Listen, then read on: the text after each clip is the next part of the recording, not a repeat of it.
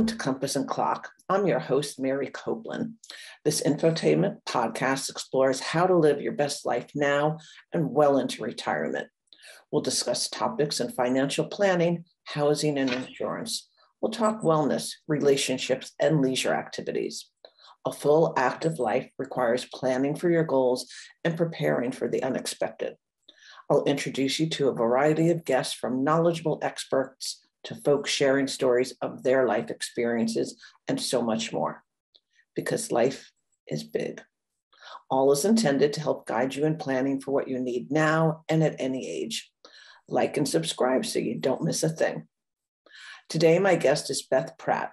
Beth is the Executive Director for the Sequim-Dungeness Valley Chamber of Commerce, working with businesses and organizations across the Olympic Peninsula to create a healthy and vibrant community for all. Beth, welcome to the show. Thank you, Mary. I'm glad to be here. Oh, well, I'm so glad that you had a little bit of time in your schedule so that we can talk about the who, what, where, when, and why of chambers of commerces and visitor bureaus and how they benefit the communities. I just thought it would be helpful to share with our listeners what these organizations are all about and how you can access them, for yourself, right? Yeah. So why don't we just go straight to the first question? How about giving us a quick overview of what a chamber of commerce and what a visitor center is? Well, thank you. And I actually looked this up on Wikipedia to get a more generic answer because I know what it means here in my community, but I wanted to make sure I was better informed. I'm new in the role just 4 months ago. So this is a new environment for me, and I want to make sure I answered your questions really well. So I did a little homework. So a chamber of commerce is an organization which helps to further the interests of small business in the local area, which may be done by hosting events and networking opportunities, lobbying and advocacy, and offering promotional support and services. So that was the very quick answer on what a chamber of commerce is. And it interested me that it was specific to small business. Easy for me to say, specific to small business. Large businesses certainly benefit from their memberships of chambers of commerce. We can talk more about membership later, but it was interesting to me that the goals of the generic goal of a chamber of commerce has to do with small business.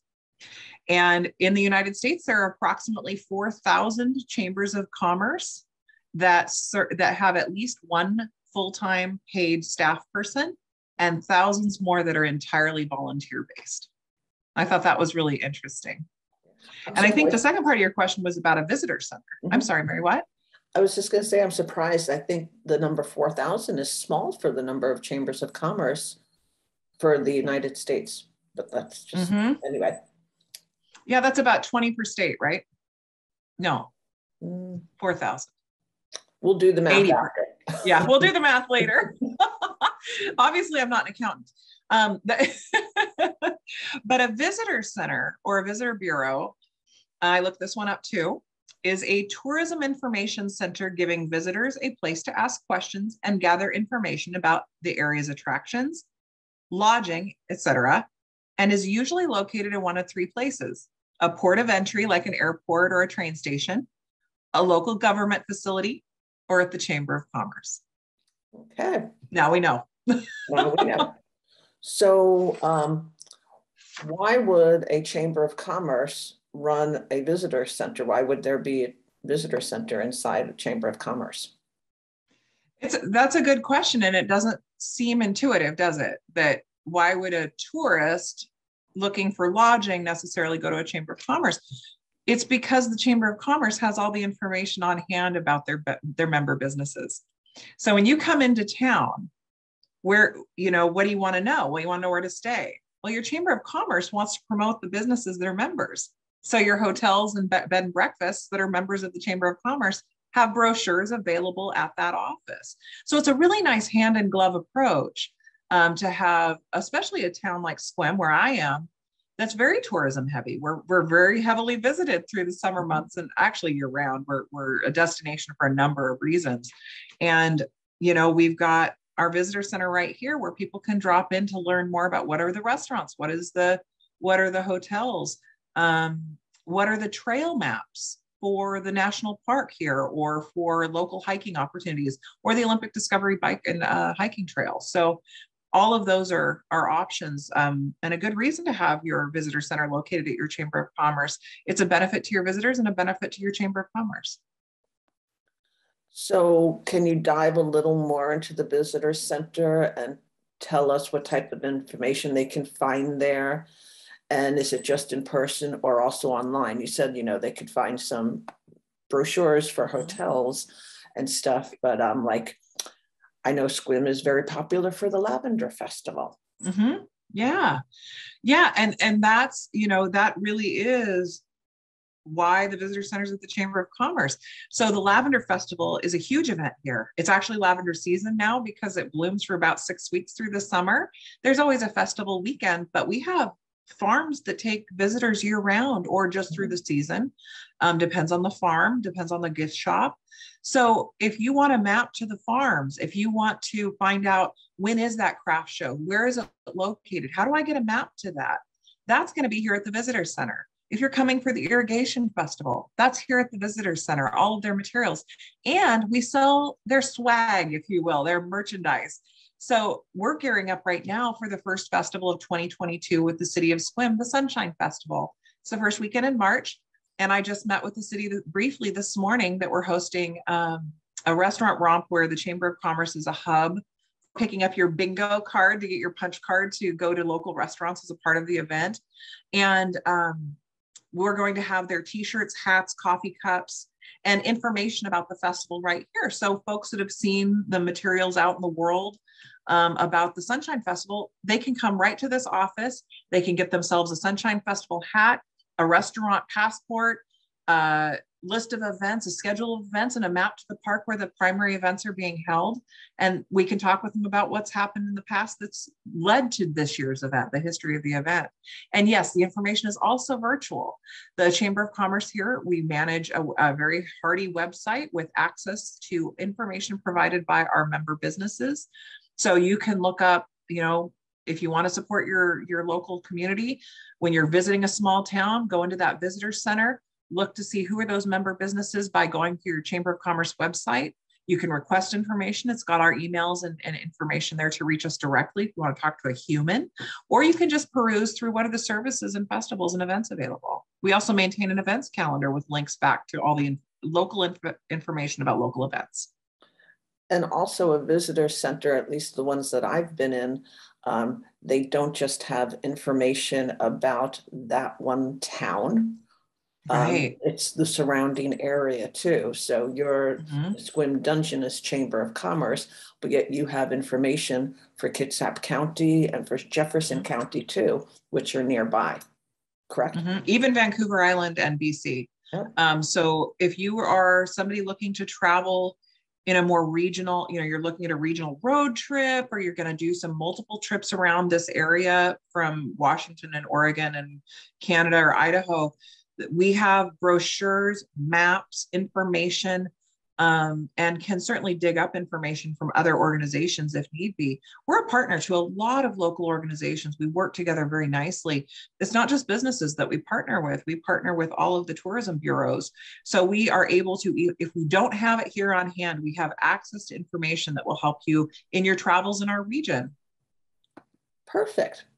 So we've talked about the visitor centers. Why don't we delve in now to the Chamber of Commerce? So why would an area or a city or a town, for instance, have a Chamber of Commerce, and why would the community support it? In my homework, when I was looking up the definition of a Chamber of Commerce, one of the websites I came across said all cities and areas should have a Chamber of Commerce. And if they don't, they should ask themselves, why not? And I thought that was a really interesting statement. I came from the city of Portland in Oregon, not a huge city, medium-sized city. The Chamber of Commerce there acts differently than it does here in a small town. And I only attended a couple of meetings. I didn't learn much. It was 20 years ago. But I know here in a small town, in a rural area, our Chamber of Commerce is a hub of communication. We are a connection point for member businesses and member and affiliate organizations. So if you want to connect with the building officials at the county, because you want to start a bed and breakfast and you need to understand the intricacies of all the licensing and permitting needed, we can help connect you to exactly the right person. We work with them in how businesses get set up and get their licensing, get their doors open, all of that. So they can come to the Chamber of Commerce and say, I need this help. So we're a benefit to small businesses. We're a benefit to entrepreneurs just getting started. We're a benefit to larger businesses. We have a lot of members who are sales or marketing representatives for larger firms. As a person who worked in the marketing end of senior care for a long time, I was a member of 3 chambers of commerce because we served a large region. And it was a great way for me to meet other partners, to get to know the folks from hospice, to get to know the folks from musical organizations, from arts organizations. We are a connection point. That's probably the thing I think is the most important for my money here in my town. But we are also a benefit through means of advocacy, through legislative advocacy, for local advocacy. We recently had a member business that was having some challenges understanding the zoning and coding for an Airbnb in the city of Sequim. And he came to us and said, hey, I'm a member and I have this problem. And I feel like I don't understand what the city's asking me to do. Mm-hmm. And we were able to facilitate a couple of meetings.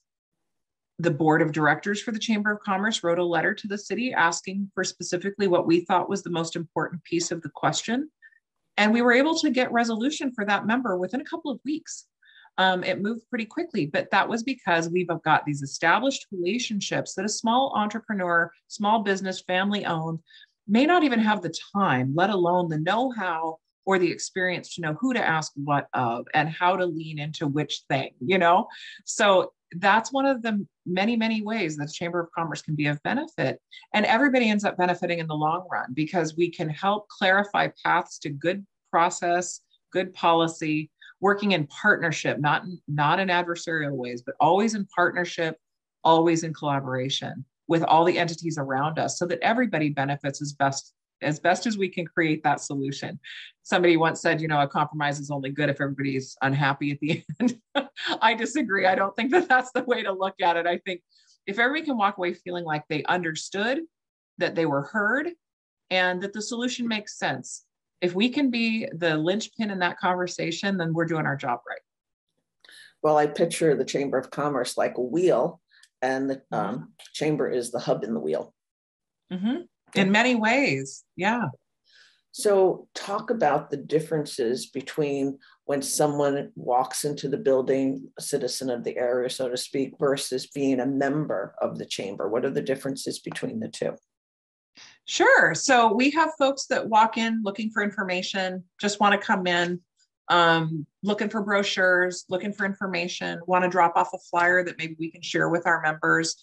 Want to make sure they're on our email distribution list, looking for an opportunity to volunteer.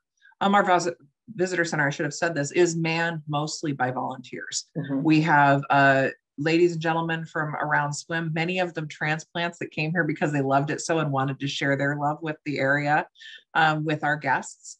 So you can walk in to look for information, to talk with us, ask us questions, get information.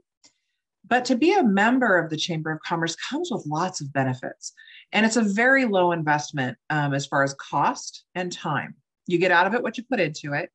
Our members they have access to our newsletter and all of our blast email. They have access to Facebook supports, Instagram supports, and our YouTube channel. We promote our local businesses by sharing and liking their posts as well and helping them amplify that sound. We have an annual report where we are able to highlight certain things about the year. We have events throughout the year with sponsorship opportunities that are only available to members. Mm-hmm. And those brochures in my center, they're only here if they're a member. So if you're looking for a hotel, I have everybody in town who is a member of the Chamber of Commerce. If a business chooses not to join for whatever reason, well, we wish them well and they will benefit from our advocacy work. And certainly if somebody asks us about them, we'll help them find a phone number and contact information. They don't have a brochure in my rack. They are not on my website. They are not in my membership directory. And so there's a benefit to businesses to be part of our hub. I like your image of a wheel, and we're kind of in that center. And our spokes are our businesses and our partnerships. So there are opportunities that are opened up to, the door gets opened up to our members. And we do operate on a tiered membership, which is very common. More benefits, the more you pay per year. And it's a small amount. It's less than $20 a month to be a bronze level member of the Chamber of Commerce here. So it's less than $20 a month. That's a couple cups of coffee. And you have access to send out email through us, access to our entire member database, access to committee membership, ambassador membership, luncheon invitations, positions at our business expo every fall. So there's a lot of great benefit to being a member of the Chamber of Commerce, and it's good stewardship of your town. To be a member and to support your Chamber of Commerce is to support all the business community of your town and region. A rising tide raises all boats. And I realize that sounds cliche, but it's so true. And it's extra true in rural areas. So even our members that are our businesses in town that are not members are benefiting from when we advocate for business or go to legislature to lobby for certain things. When we pull off events that are massive draws for tourism, a restaurant that's on the main strip that chooses not to be a member is still going to see an increase in traffic for the marketing we do to draw in the tourist.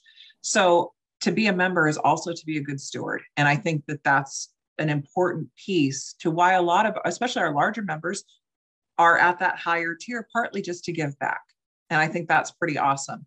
And we do have a level for if an individual citizen wants in on the action.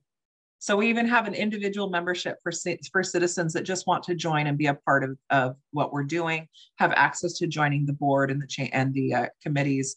So it's a neat thing to be able to join in, be a part of the club, be a part of the conversation, and be asked when there's surveys. The city's asking me right now for some information. Our real estate association is asking me for some information.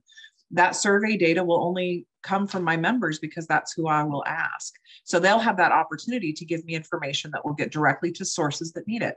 So that's a long-winded answer, but there's a lot of benefits to membership, but there's a lot of benefits to just walking in off the street to come in and see us and get some information. It was a very thorough answer, and it actually led into my next question because I wanted to know what you thought. If you thought a Chamber of Commerce or Visitor Center is a good place to reach out to if somebody wants information as it pertains to relocation. And you just it sure does. Real estate. Yeah. Yeah, it really does. We have relocation packets and visitor packets here behind our front desk. If you call our visitor center and say, hey, I'm in Maine, and I'm looking at moving to the West Coast. I'm looking at many cities. Do you have any information? Absolutely. We get their information and we mail them a packet of information and the city of Sequim's a partner in that to get them all the information we can from the city and from the real estate association. Our member, they get our annual report, which has our membership directory in it, so that they can call member businesses if that's important to them to stick to chamber member businesses. Some people feel strongly about that. Or if you're just going to be, hey, I'm planning a vacation. I want a vacation packet. We will mail that to you. There's no charge. It's a nice big fat packet of information about our area. And if we have any specific events for the time frame you described to us, we'll be glad to include that as well. So we are a hub of information for so many different purposes. You sure are. You were also talking about, in one of the questions that I was asking you, about different types of activities and events. So does the Chamber participate and partner in community activities? Or do you also host your own? How does that work? We do both. So we have monthly standard, we do a lunch meeting. We have an after hours. It's an opportunity for members to show off their business and invite people in, especially businesses that are offices where you often don't, you don't have a retail front. It's a nice way to meet your community. But we do host larger events. We're working on a golf tournament for the first time. We've never hosted one before. I have in my previous life, many, many moons ago, I've hosted some client appreciation golf tournaments. We also do a business expo once a year, which is a big kind of a trade show, but for our member businesses, again, to get in front of the public. But we also partner. So I'm meeting with the lavender growers this Friday. to start talking about lavender season this summer. I am involved with the city with the Sunshine Festival in March. I am absolutely involved. I'm working with the creative arts side of the Irrigation Festival this May. So we have our fingers in a lot of pots. And so a lot of time our role is simple, where we're just supportive. We gather their information, make it available to the public through our portal here, if you will. Like right now, you could drop in and pick up posters for the Sunshine Festival to put in your business windows, or if a home wants one, or to put it in their car. So we do absolutely support and participate in and host events around the area. Okay, we have time for one more question. And I love that the Chamber and the Visitor Bureau are so entrenched in the community. It really makes a big difference. So speaking of that, our chamber is structured differently based on the demographics of the area. You alluded before to, being out of Portland, Oregon one versus the one that you are now the executive director of in more of a rural area. So we have time for one last question. So if you could help with that, Sure. that'd be great. Sure. I think that, and again, I'm pretty new to this, but when you're in a smaller town, one organization wears more hats, right? There aren't as many separate organizations. So you may find in a bigger city that your tourism office or your visitors bureau is located, at the airport, at a big commercial hub of an airport, and that your chambers of commerce are going to serve each unique community around that area. So you may have a Seattle Chamber of Commerce, but you're also going to have one in Renton and Kirkland and Bellevue, and each little region is going to support its own small business pocket and their own area. Our area here geographically is quite large. Well, because there's a lot of space between towns. It's 16 miles from the middle of Sequim to the middle of Port Angeles. So it doesn't sound like a long way, but there's a whole lot of farmland in between. So we have very different demographics, very different size. We're a much smaller town than Port Angeles, even though we're just down the road. We're smaller than Port Townsend. Port Townsend has a different approach than I do than does Port Angeles. Port Angeles owns a lot more festivals and events than I do. We more support other organizations that host them. So I think each region answers to the need of their community and to the culture of their community. And I think that's one of the neat things about a Chamber of Commerce, especially since we're usually pretty small and lean and mean as far as staffing and using a lot of volunteer hours and a volunteer board to operate, that it gives us a lot of opportunity to grow and shrink as needed and to serve the best interest of our own community. Awesome. And thank you. And I love that you hit on the fact that you're very volunteer supported, because, people want to volunteer, and being able to volunteer at the Chamber of Commerce or the Visitor Center is a different experience than if you're volunteering, saying at a hospital or at a food bank, etc. So it depends on what somebody's heart's all about. But you have been so informative today, Beth. Thank you for educating us on the benefits of our local chambers of commerce and visitor centers. And for our listeners out there, I would highly suggest you go check out your local chamber and visitor center today, inquire about volunteer opportunities. And until next week, take care, and thanks for listening. Bye-bye. Bye. Thank you, Beth.